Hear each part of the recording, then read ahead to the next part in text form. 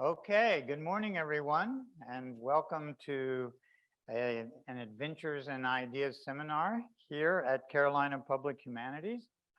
We're featuring today Professor Gerhard Weinberg, who is going to be presenting in a hybrid format. This program is also in a hybrid format, and I want to welcome all of you who are watching online. We have a good group of people here in the meeting room at the Hampton Inn in beautiful downtown Scarborough. But we also have a very good group. We have an even larger group watching the live stream. So we're very happy you're here. I am Lloyd Kramer, a professor in the UNC History Department and also the director of Carolina Public Humanities. And it's been my pleasure to be part of the team that has organized this event. And I'm going to be the moderator today. And we're pleased that you're with us no matter how you're joining us, whether in person here or somewhere around the state or the country, joining us on Zoom. And it's also, again, my pleasure to welcome one of our most distinguished colleagues, Professor Gerhard Weinberg. This seminar builds on Professor Weinberg's long experience of analyzing and discussing the events of the Second World War. And today's seminar is entitled, "What Happened in Ukraine During the Battles and the Holocaust of World War II."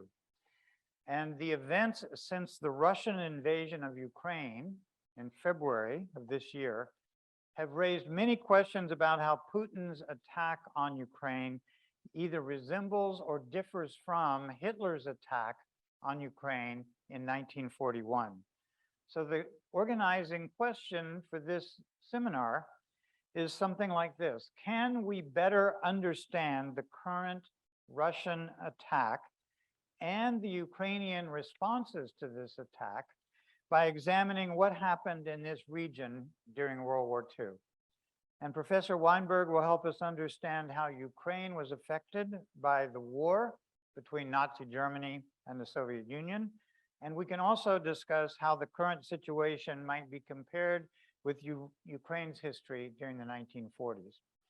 I'm sure many of you have family members who were deeply affected by the events of World War II. And you have no doubt heard about the war. I don't know how much you've heard about what happened in Ukraine. Could I just ask, how many of you have family members who were in the military during the Second World War? Is there anyone in the room who had, oh my gosh, virtually everyone. So you have an audience of, if not participants, we'll say descendants of participants. So, so you know something about this history from your own family history. So many people have organized today's event. I especially want to thank Vicki Breeden, who's outside. She, as always, has organized the logistical details for this event. And I especially want to thank Paul Bonici, who is in the back. Many of you know Paul. He has set up the technology for this event, including the camera and the microphone system that's bringing me into your homes, wherever you may be. And I want to thank the Hampton Inn for providing this venue for our program.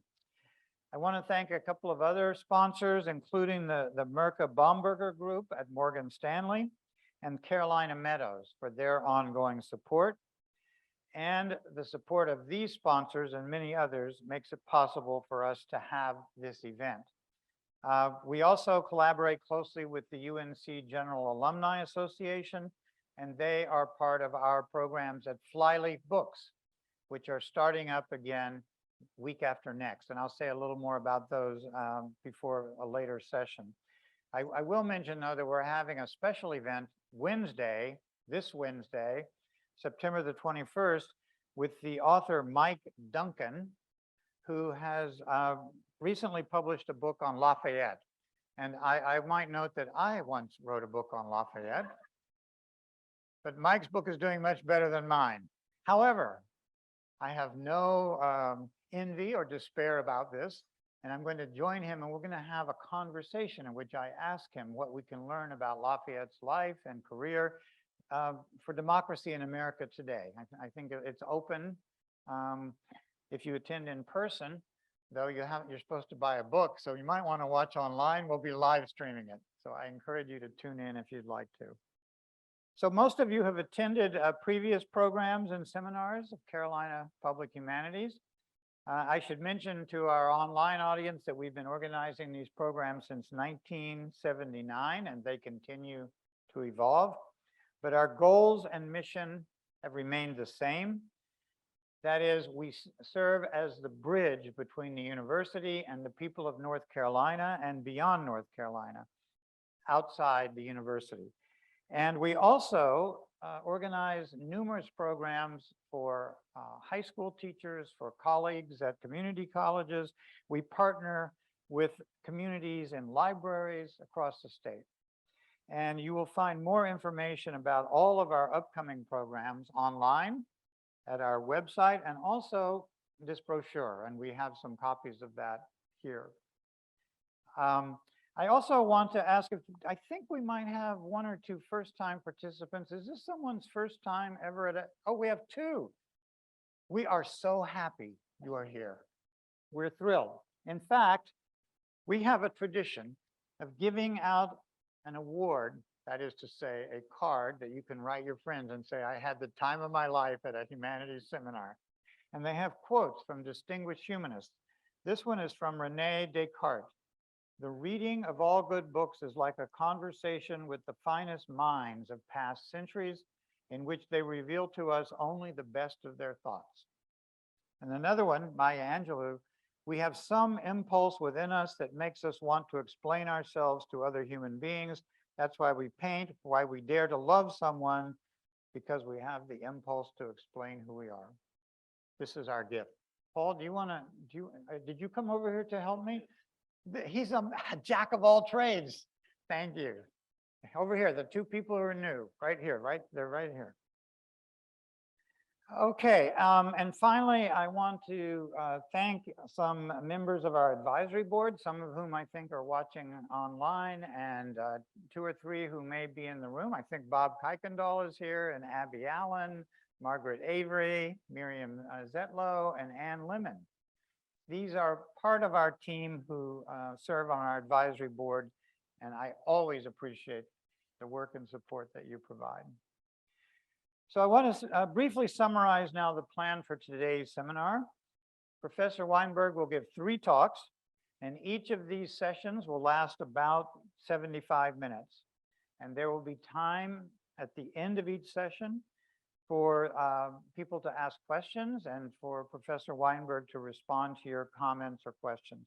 And I should stress that those of you who are watching on Zoom, you can submit your questions through the Q&A function on the bottom of your screen. And Paul Benici and I will be monitoring the computers, and we will convey those questions to Professor Weinberg. We're going to have a 25-minute break after the first session and a 75-minute lunch break between 12:35 and 1:45. And those of you who are in the room, if you are planning to have the lunch, it's just down in the next room down the hallway. Before I introduce Professor Weinberg, I want to note that each session of this seminar will focus on a different period of the Ukrainian theater of the war. We're going to begin with a discussion of German plans for the conquest of Ukraine. Then in the second session, we'll look at key moments of the Nazi invasion and occupation. And then we'll conclude with a discussion of how the Soviet Union reconquered Ukraine after 1942. And in a time when many people continue to fear that the war in Ukraine could lead to a longer and wider war, we want to think about how the Soviet reconquest in the 1940s may offer insights into the invasion in 2022. In other words, how does this history give us perspectives to understand what is going on right now?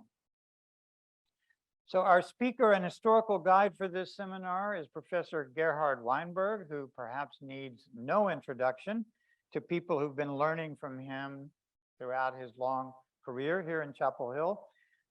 You have received a brief biography of Professor Weinberg, which is in the packet you were given when you checked in.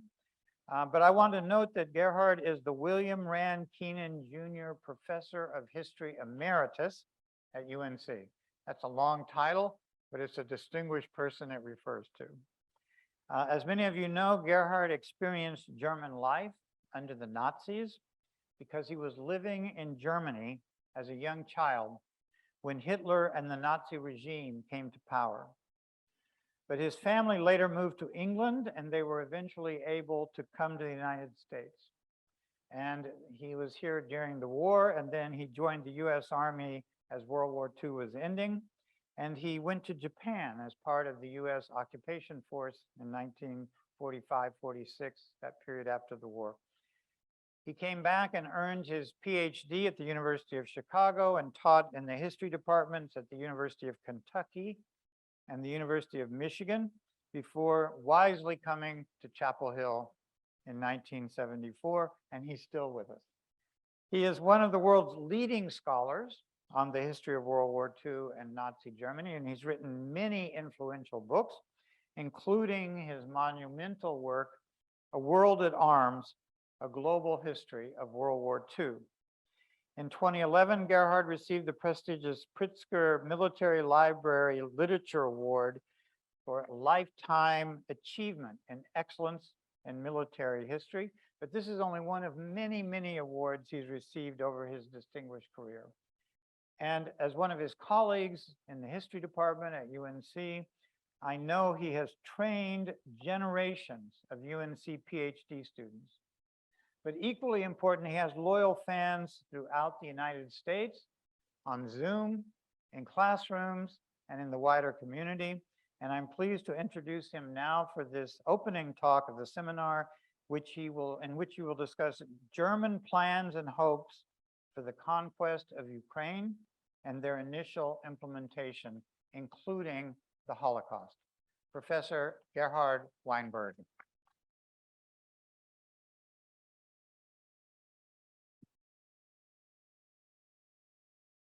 I'm going to help attach this.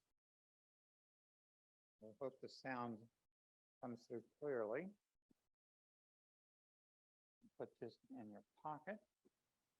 Can you say something? Well, can you hear me? That always helps. That's all I wanted to know. Can you hear me? Very good. Thank you.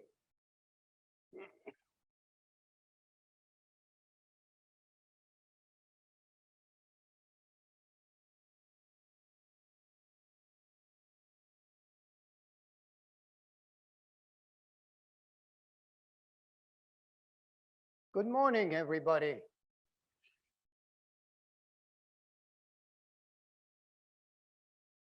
When we tried to see what was going on in the Second World War, we need to go back a little bit and give some attention what the leader of the Germans, Adolf Hitler, thought he was doing, because he always acted on the basis of his views and beliefs, not yours, not mine, not anybody else's, but his.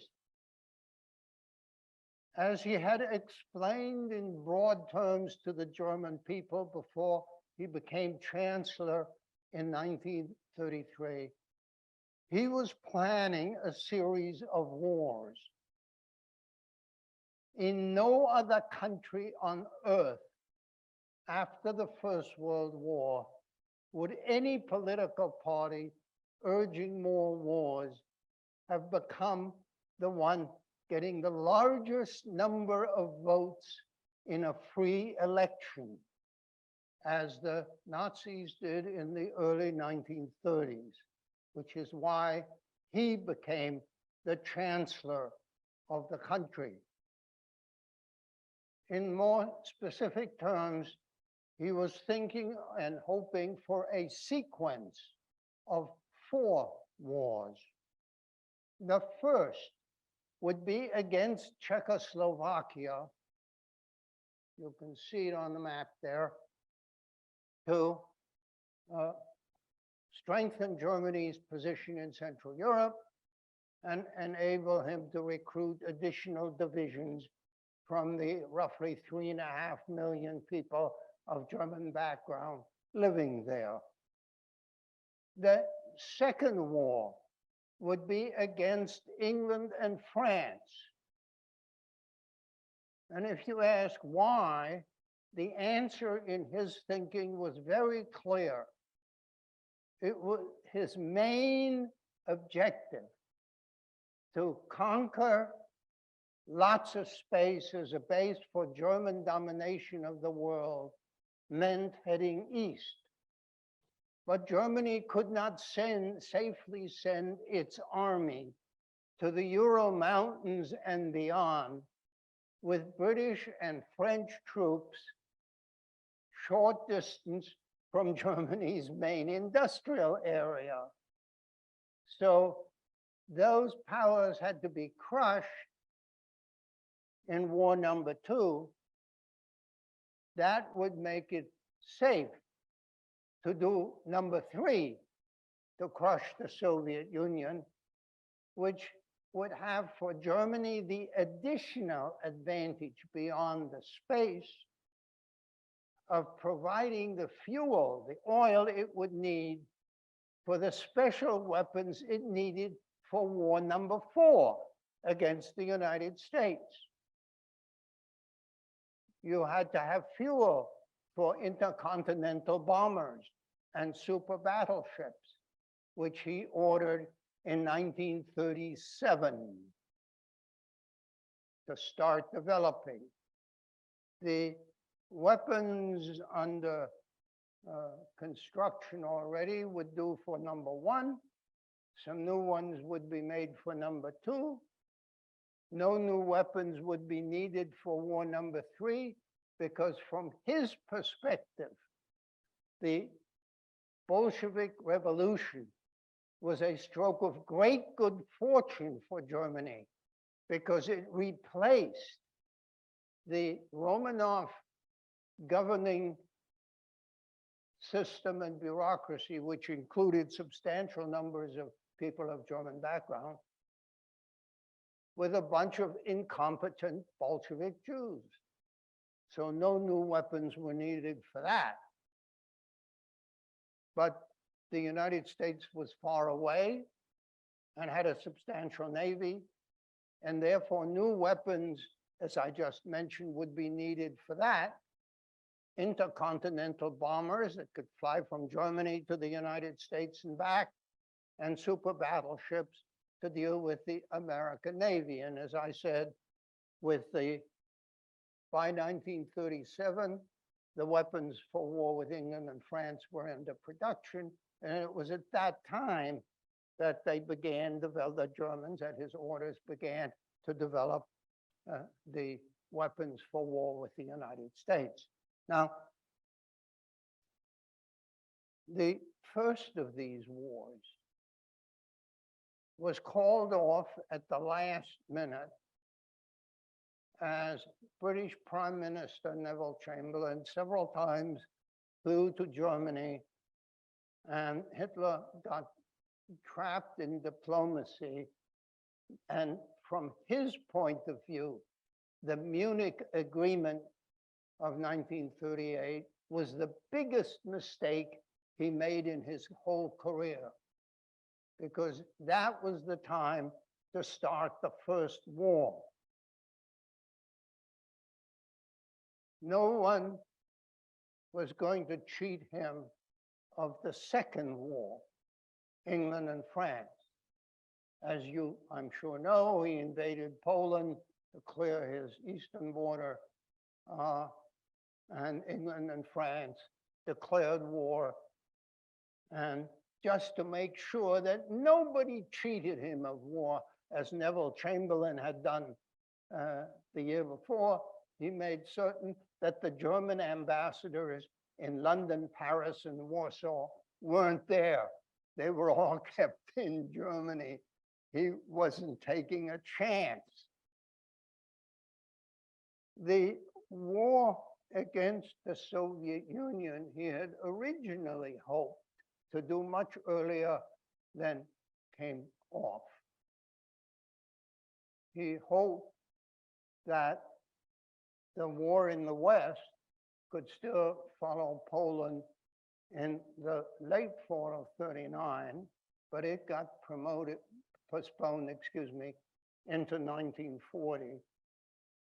And as soon as the war in the West was going okay, in May of 1940, as the Germans struck through Belgium and Holland and defeated the French and Brits, he at first, together with the Army Chief of Staff, thought of invading the Soviet Union in September 1940 still, but various complications that I won't go into now led to a postponement into May of 1941, and then some additional complications postponed it further until June of 1941.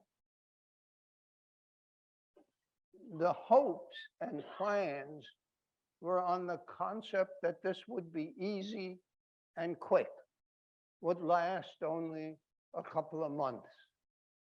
And it is not, I would suggest, a coincidence that as Hitler was planning a new, wider gauge railway system for Europe, even wider than the Russian railway gauge, which was a little wider than the standard Western and Central European railway gauge. One of the main new wide gauge railway tracks would go from Berlin, Germany's capital, to Vladivostok, Russia's main post on the Pacific Ocean. No little plans. In these hopes and plans was serious thinking about the Ukraine. Already in May of 1941, before the war invasion, the head of Germany's agricultural system and with Hitler's agreement, the plans that tens of millions there would die of hunger eventually. These areas were not to be simply conquered like colonies. They were to be conquered as places in which over a period of generations that Germans would live.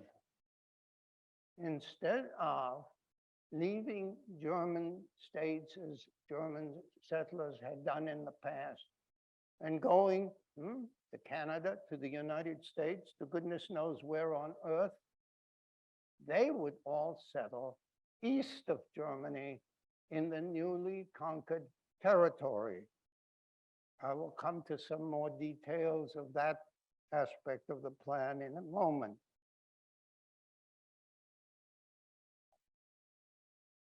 We know that 10 days before the invasion, Hitler had an interesting conversation with the dictator of Romania, Marshal Antonescu, because Romania was going to be an ally of Germany in the war against the Soviet Union. And Antonescu asked Hitler, well, what about the Jews in the area that we will overrun?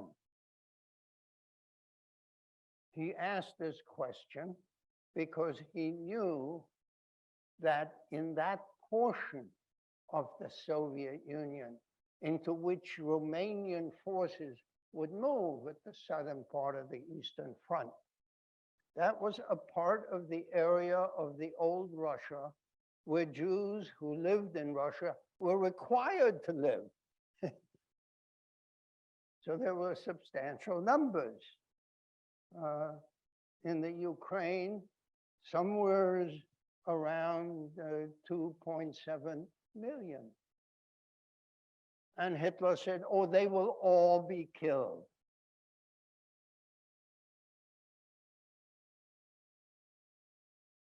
he had decided on this, and he had publicly urged this in Germany starting in 1920. There was nothing secret about his hopes and intentions.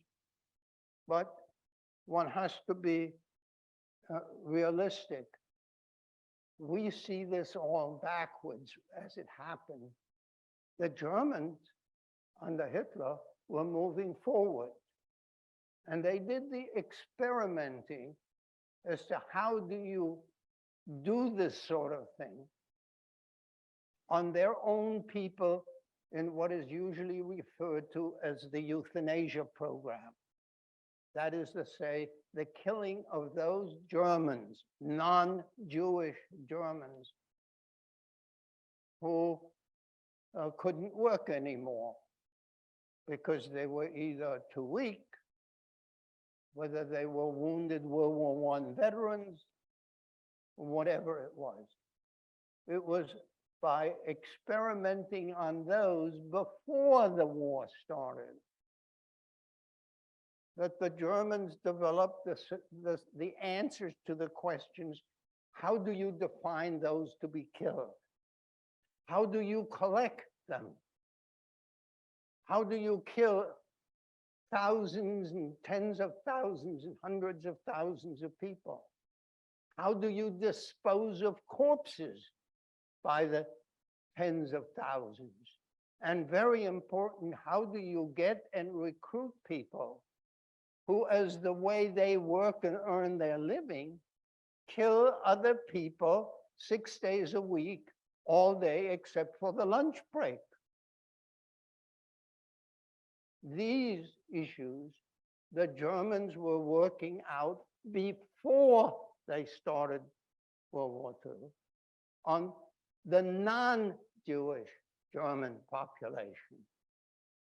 And in one area that I have always thought is particularly revealing for an understanding of the society at the time was that by the fall of 1944, the Germans had killed all their crippled World War I veterans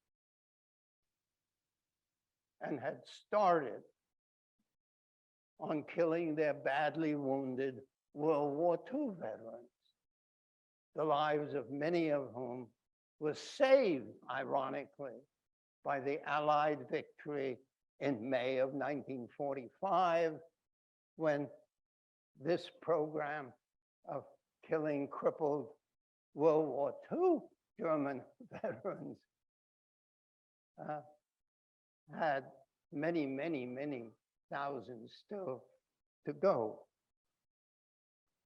Now, let me turn from this to some specific aspects to the Ukraine.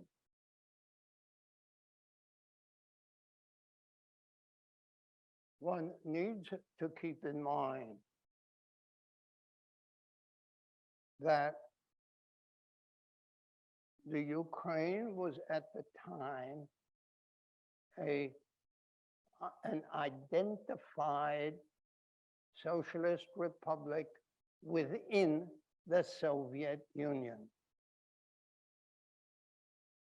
Its people had a number of experiences that were particularly horrendous. It was not simply the Bolshevik Revolution overthrowing the prior administration and so on in the Ukraine. It was that because it was a very heavily agricultural society, the program of enforced collectivization in agriculture had made a horrendous impact. And the only way in which the regime saw itself successfully doing this in a part of the Soviet Union where obviously most of the people overwhelmingly didn't want collectivization of agriculture, was to take the food out of there. There was a real famine in the Ukraine in 1932, 33, 34. And the enforced collectivization was not doing anything that the people there greatly appreciated. You will understand that while there were some who figured this is the right thing to do, the overwhelming majority, as far as we can tell, of people in the Ukraine didn't think this was a good idea at all. And certainly in the famine, several million Ukrainians lost their lives.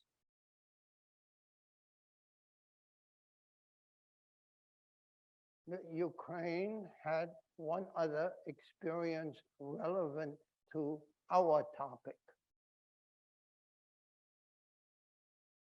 In 1941, when the Germans invaded the Soviet Union, people, for obvious reasons, had memories, either personally or told to them by parents and grandparents, of the First World War, when most of the area that was the Ukrainian Soviet Republic had been occupied by the Central Powers. Russia had been on the Allied side with Britain and France, and later the United States. And the armies of the Central Powers, that is Germany and Austria-Hungary primarily, had advanced and occupied most of the Ukraine.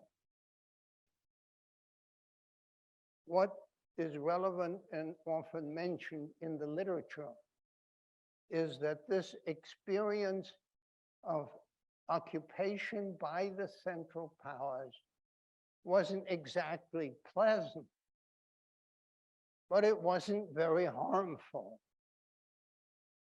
I have no doubt that there were some bad incidents,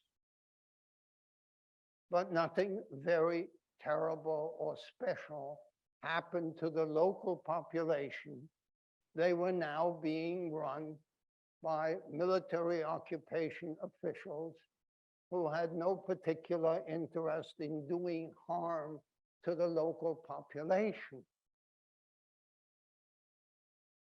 This would be very important, in my opinion, and is discussed to some extent, excuse me, in the relevant literature, that an occupation by Germans isn't so bad.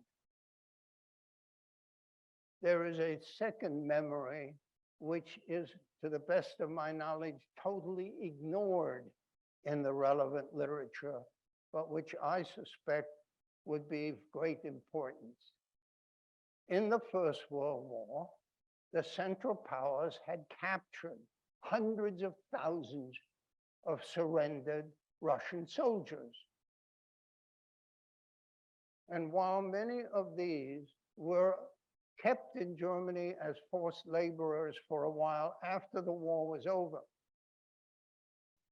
the overwhelming majority of these POWs,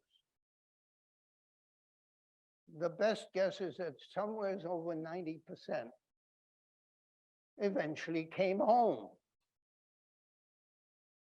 And while by the time we're going to be talking about the early 40s, a high proportion of them would have died in the famine or died for other reasons, the memory of families, friends, and neighbors, and as a result, in communities, was that if a soldier is captured by the Germans or Austrians, that soldier isn't going to have a lovely time, but is going to come home eventually.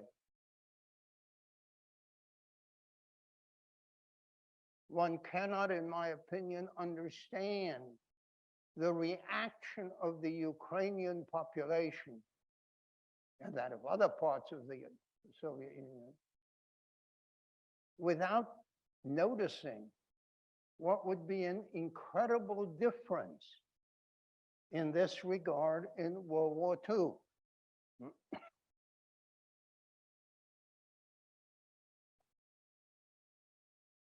In World War II, I'll come back to some details affecting this Ukraine.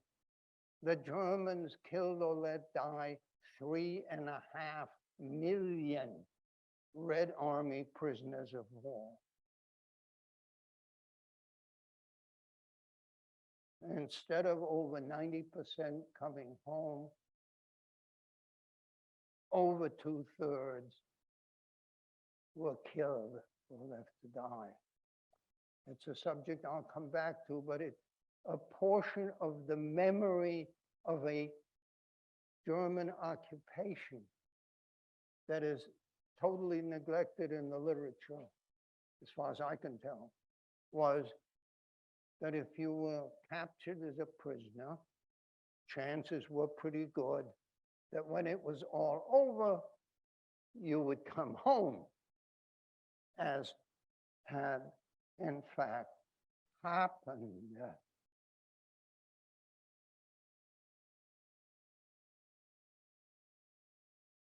Now,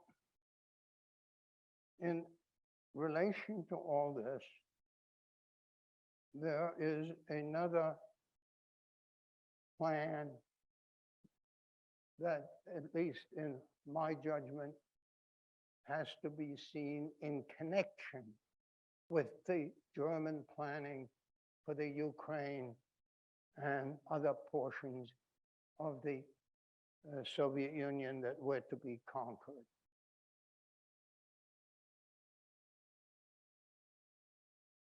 In May of 1933, summer of the first year of Hitler's rule, there was they picked the date, the French holiday for Bastille Day, the 14th. There was the 14th of July, excuse me. There was a bunch of laws published in Germany, new laws of the Nazi regime.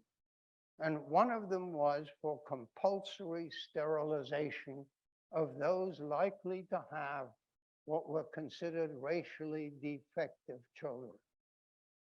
Please remember, this is a published law. And it provides that people will be examined and that then there will be a special court. There were a couple of hundred of these special courts where their cases would be heard and they would be either sent home or sentenced to be sterilized. And these sterilizations were surgical operations about which there was no secret. And obviously those who were obliged to go through this process knew that this is what had been done to them. There was nothing, and the public knew there was nothing secret about any of this. It was a program that the regime put into effect, publicized, and nothing about any of this was secret in any way. Starting just before, and particularly in the early part of World War II, the German government initiated a series of horrendous medical experiments on victims in concentration camps and killing centers as to how you could sterilize people without their knowing that they had been sterilized. And from the beginning of this experimentation, on which there is considerable literature, it was clear to the regime leaders that what you had to find out was how you could somehow put a ray on people when they were lined up for something, when they were lined up for ration cards, new identity cards, to get their pay, whatever it was, that while they were lined up and waiting for whatever it was, you would secretly turn a ray on them that would sterilize them. This, in other words, would be a program quite different from the existing one which was going on in Germany, where those who were being sterilized wouldn't know that this had been done to them. It was simply a byproduct in the interests of the regime of you're getting your pay, your new ration book, whatever. What we know and what the existing literature about these experiments makes clear is that the Germans did not succeed in developing such a, if you will, secretly imposed sterilization program. The question which the literature doesn't discuss, but which seems important to me is, why was the regime going through these experiments? Why was it looking for a way to sterilize large numbers of people without the sterilized knowing that this had been done to them?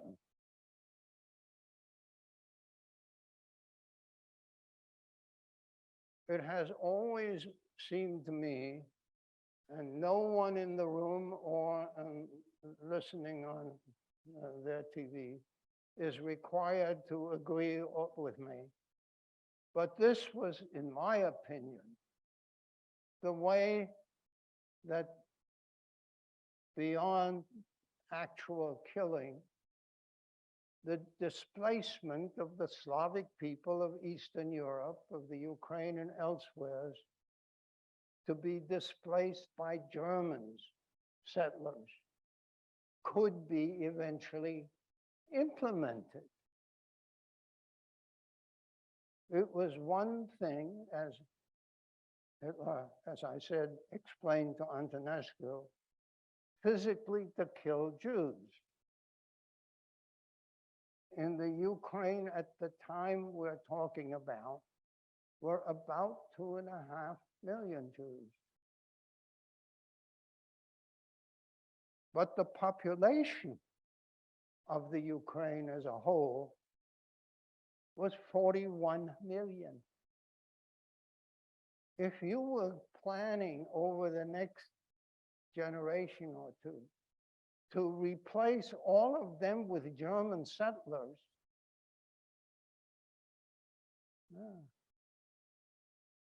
that's quite a job. It wasn't that you were going to chase them out after all. You were going to kill them. You were going to replace them.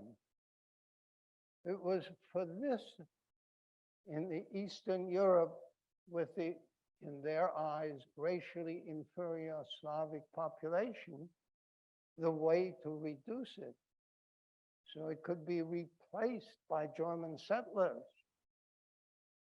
was to sterilize them.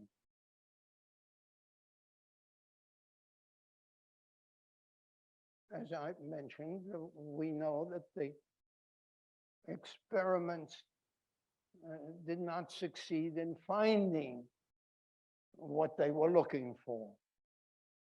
But the thousands of victims of these experiments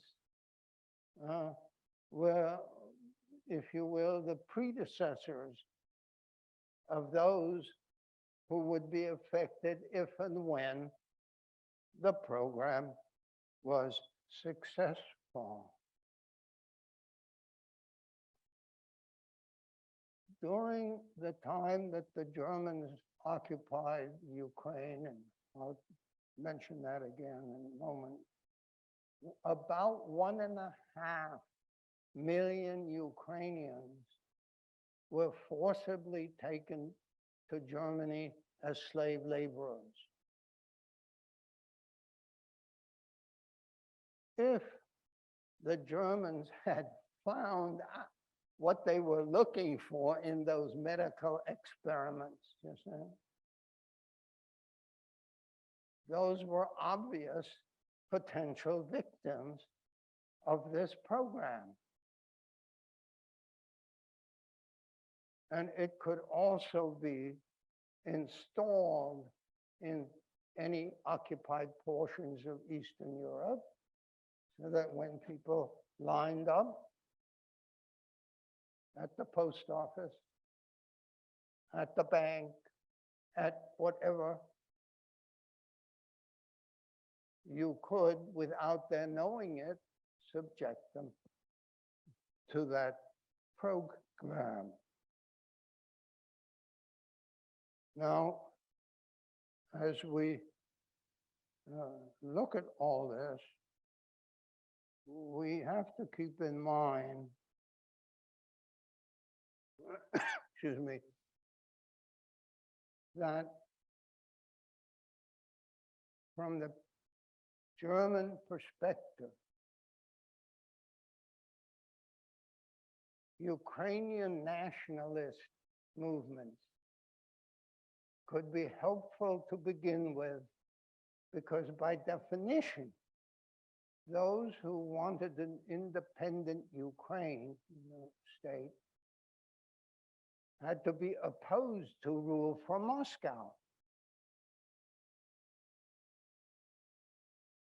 And as they planned and began to invade the Soviet Union, the Germans would be quite pleased to have Ukrainian nationalists help them some in fighting against the Soviets. But please note, in the long run, these would be temporary tools of the Germans who would have to be discarded and had to be carefully supervised until they could be discarded. Because by definition, if people wanted an independent Ukrainian state, they meant by this, by definition, an area inhabited by Ukrainians, not an area inhabited by German settlers. And so one has to watch very carefully how the Germans would, at times, especially at the beginning, engage and work with Ukrainian nationalist movements,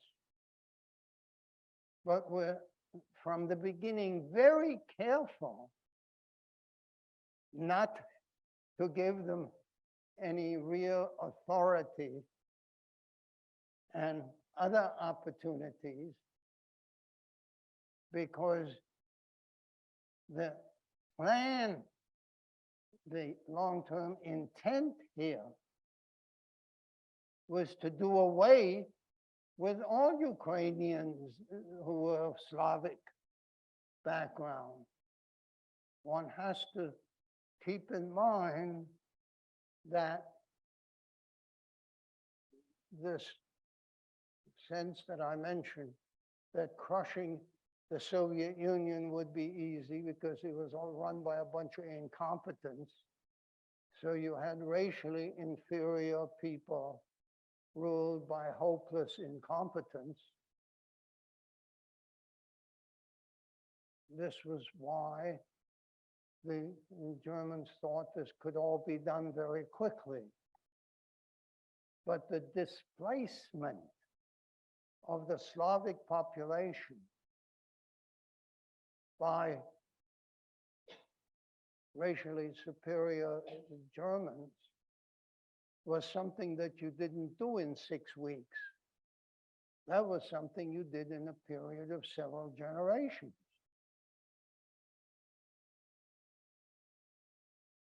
This is, in other words, a military operation planned of a fundamentally different type, and an occupation planning of a fundamentally different type of what otherwise happens in war.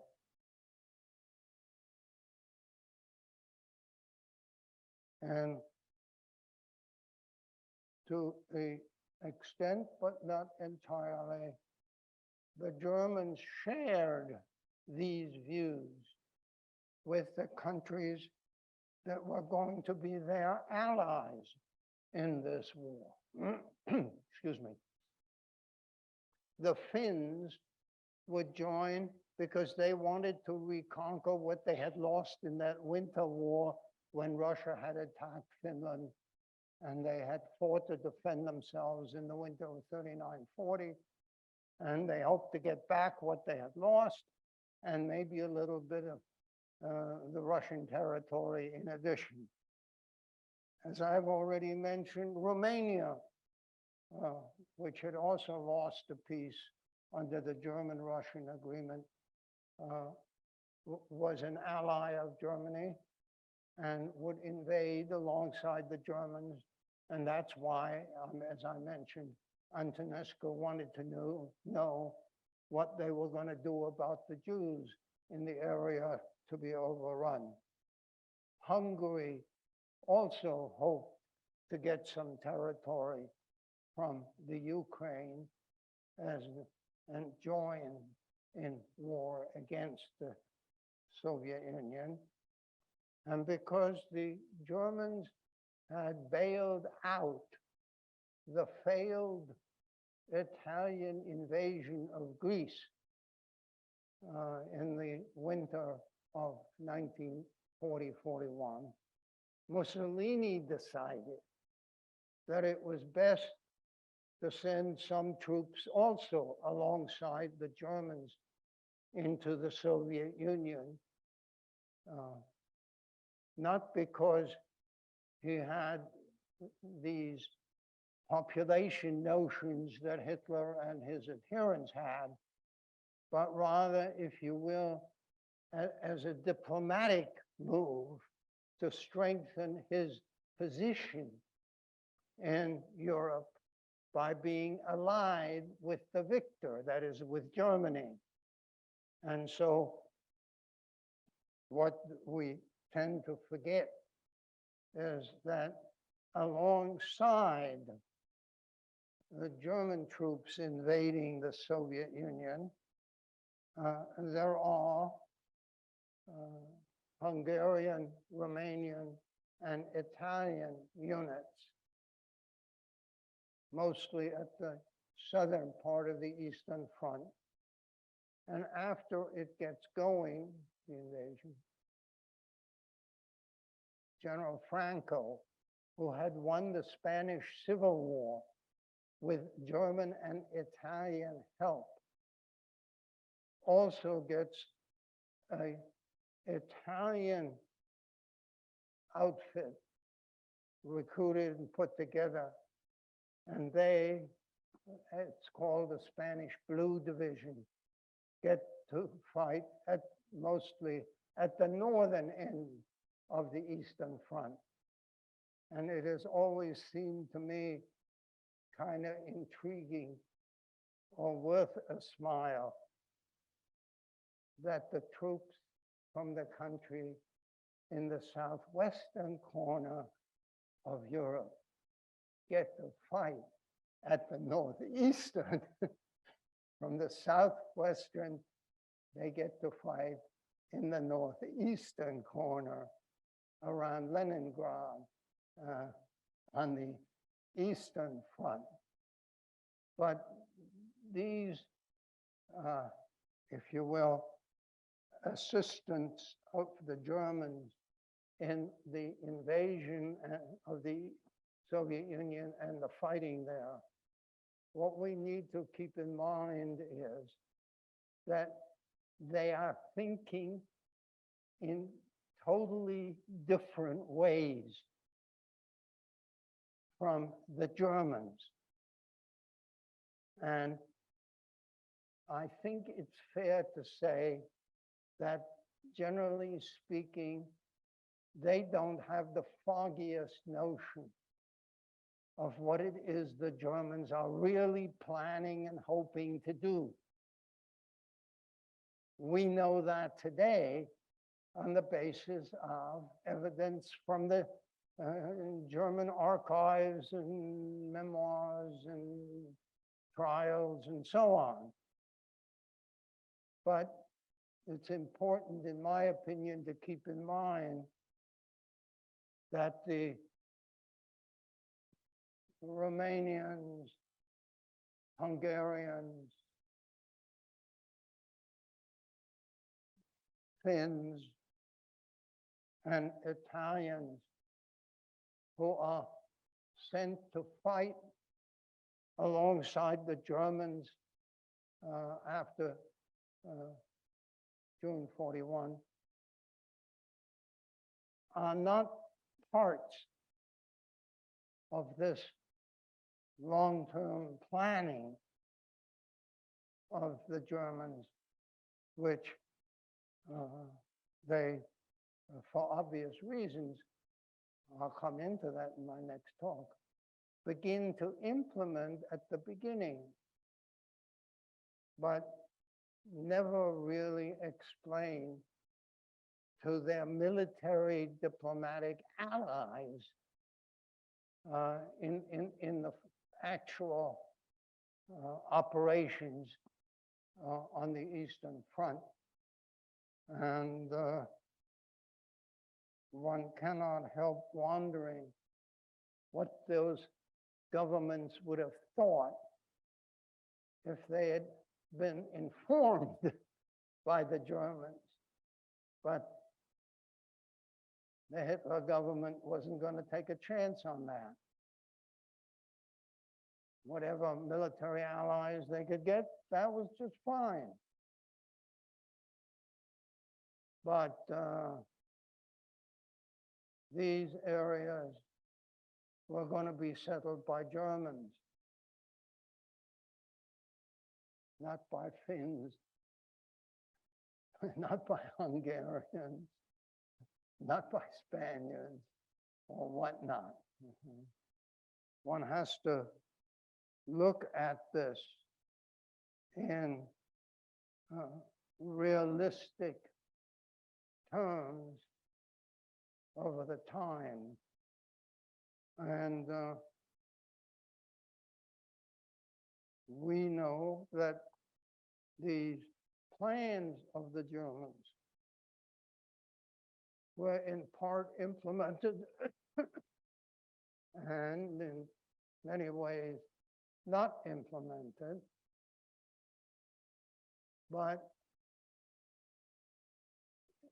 to understand what was happening, we have to look at events as they move forward and not just as today we see them in retrospect. So let me stop for questions.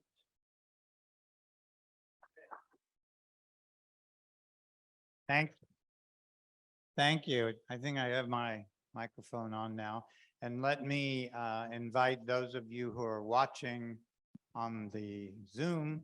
If you have questions, put them in the Q&A and Paul will monitor and I will pick them up as well. Okay, but we'll start in the room with questions. One right here. I have to circulate around so people.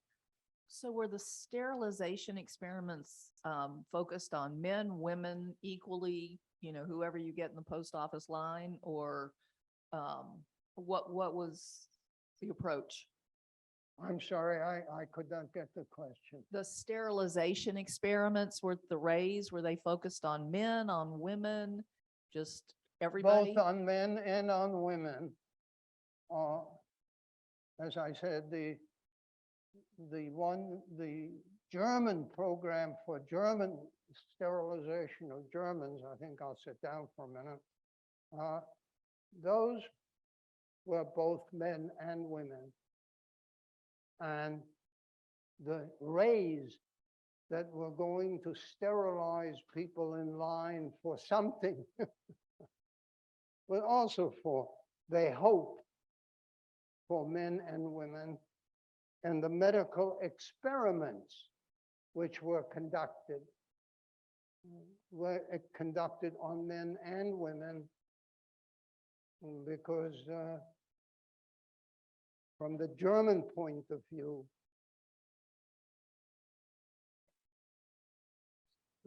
if people were sterilized, they weren't going to have children, the area would be easier for German settlement. What about, did they go down in the age ranks, so to speak? I mean, did they sterilize children also?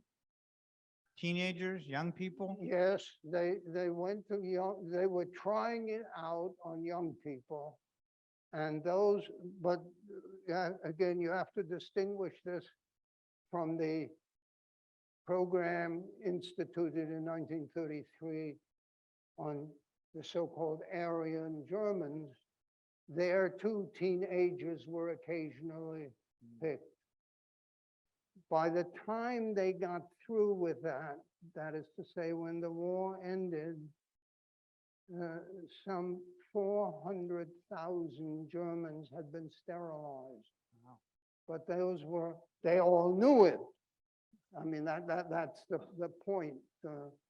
And they were both genders and substantial number of ages. Okay, so we've got some more questions in the room. Paul, when you see some, raise your hand, so I'll check it. You mentioned that Hitler basically published his plans, right? It was very public, a lot of his plans about Germany taking over the world and establishing German supremacy everywhere. And then at the end, you talked about his allies not really understanding that. Did they just not believe the early writings and what was going on? Or were they assured that Romania would get part of Ukraine, or Spain would be rewarded for sending troops? I think you have to make two parts to the answer. The people and governments in England and in France after World War I were very, very, very dubious about going to war again. They did eventually, as we know, but they wanted as much as possible to postpone any such thing after the horrendous experience of the First World War. The other side, of course, is the United States, which in 1920 had decided to stop the earth and get off, literally. And it never occurred to Presidents Harding, Coolidge, and Hoover that the earth continued to turn without Washington's permission.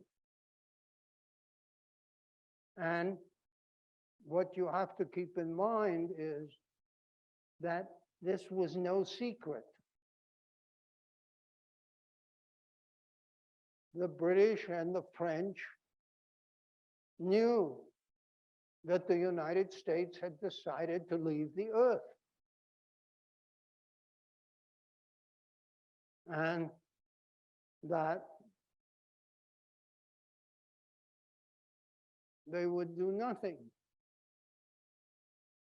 The most dramatic example, an obvious example of this, I would suggest you keep in mind, is what happened to Czechoslovakia. Czechoslovakia was an American creation. The various groups got together in Pittsburgh. It's the Pittsburgh Agreement was the basis for the United States in peace conference arranging for the creation of Czechoslovakia. The last time I looked at a map, Pittsburgh was in Pennsylvania. This was an American creation, not a British creation, not a French creation. It was an American. So as I said, in addition to the reluctance to get into another big war, the leaders and public in both England and France knew that the Americans had decided to leave the earth. And they remembered that the last time they faced such a war, in the end, the Americans had played a very important role and had written a very large part of the peace treaty. All of the peace treaties, including the one that created Czechoslovakia. What about the other part of this question about whether the Italians, the Spaniards, the Hungarians, did they not know from Hitler's previous statements that he had this intention to wipe Ukraine off the map? Yes, they had some ideas in this regard, but that didn't bother them. Their concern and interests were of a different kind.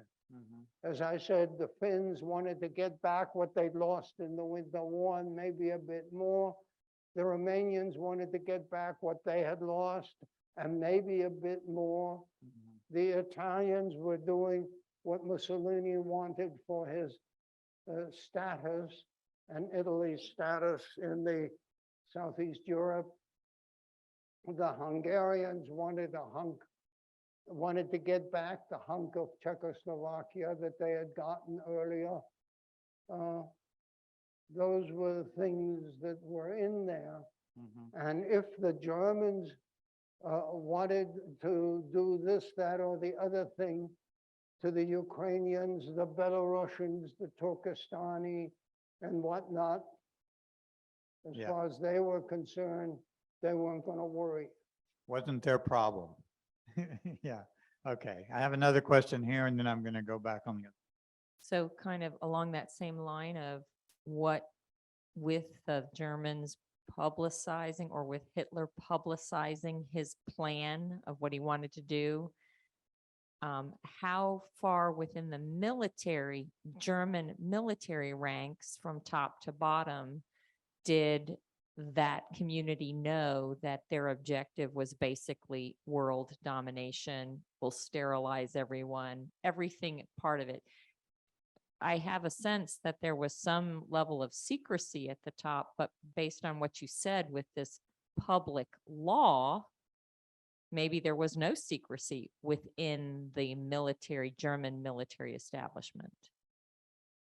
At the top of the German military establishment, there was a real sense that we'll not only undo the loss that we suffered in the big war, in which most of them, you must understand, had been fighting. It's very important. Most of them had been in that war. We'll do it better this time. And while there were some who had some questions and doubts about specific details, in general, they were quite prepared to do this. This time, we'll really show those so-and-sos on the other side how we can win. We came close the last time, and this time we'll do it right.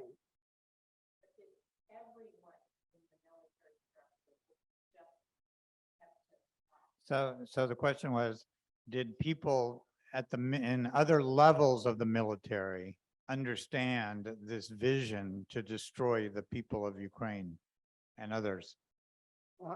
I think there were, the evidence suggests that there were people at all levels who were in agreement with this, but there were some who just never even didn't think in those terms.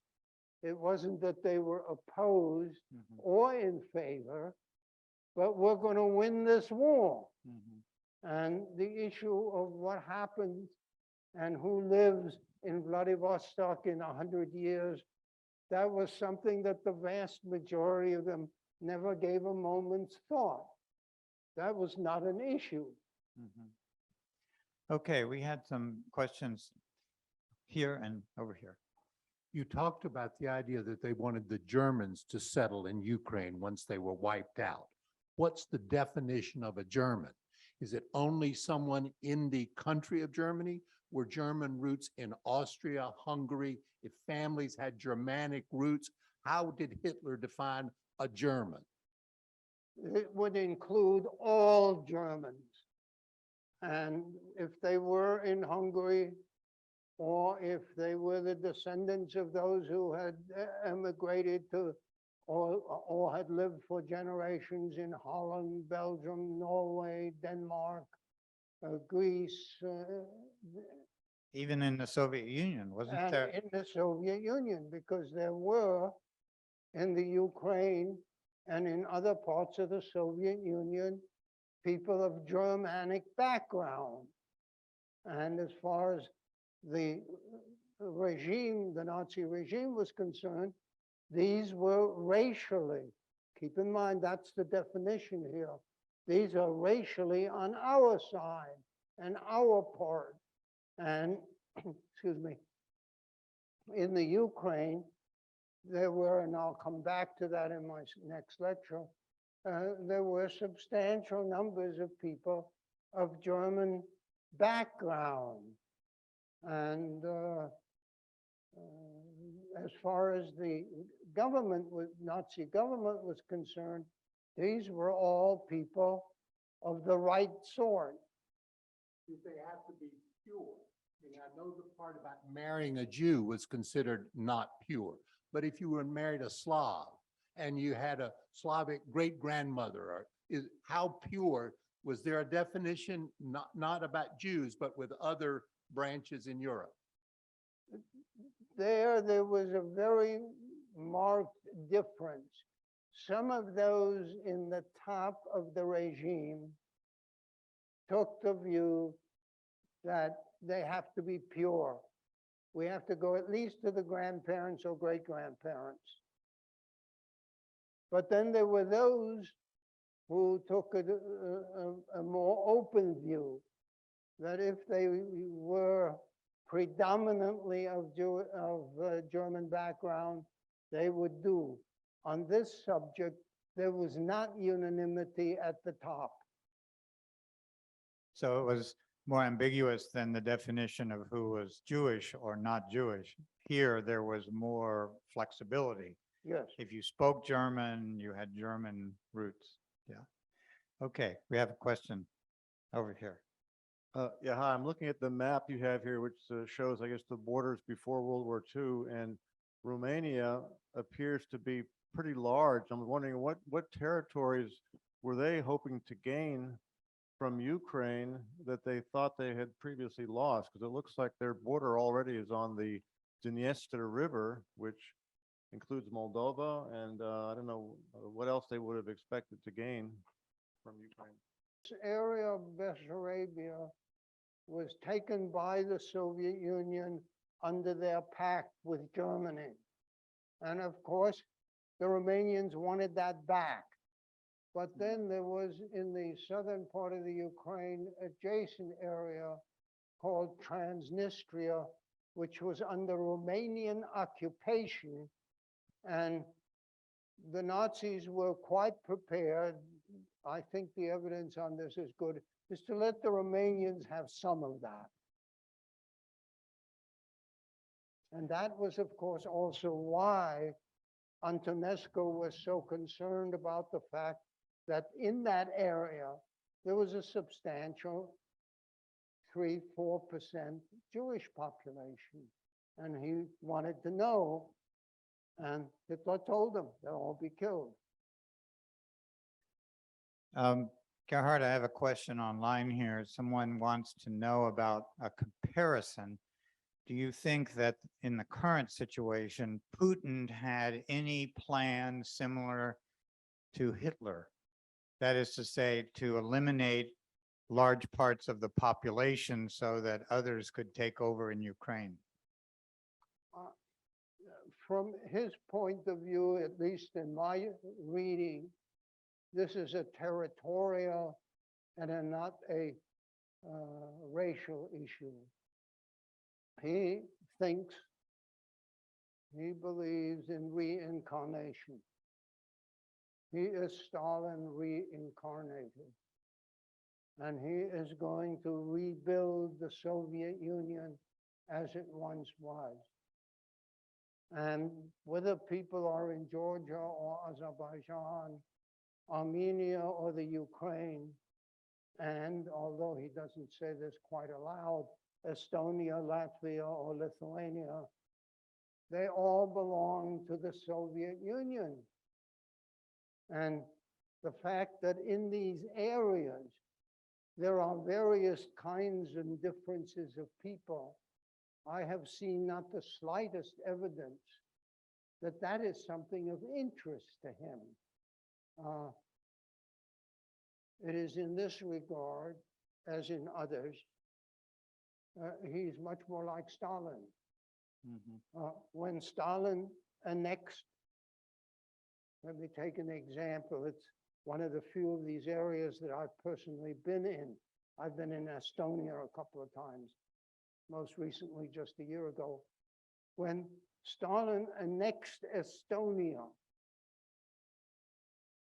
the idea that there were people there who were rather different from Russians, well, doesn't seem to have bothered him the least. That if some Russians moved in there to take this job or that job, fine.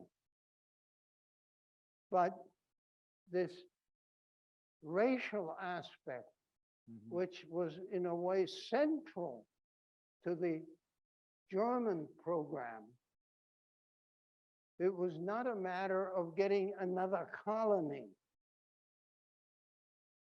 with weirdo people living there. This was going to be Lebensraum, living space for Germans, whether it was east, west, north, or south. That's what counted. And I see no evidence that that either intrigued Stalin as a major way of moving, and does not, as far as I can tell, play a role in Putin's thinking. He's interested, though, in extracting resources out of Ukraine. Now, in that is sense, yeah. another matter entirely. Yeah, or That they agricultural. wanted the resources, but they were also concerned about the human beings there. And Stalin was interested in resources, and he wanted more control of the Baltic. And the 3 Baltic states provided that. But the notion that Latvians lived in Latvia, I've never seen the slightest evidence that this was something that particularly interested or intrigued Stalin.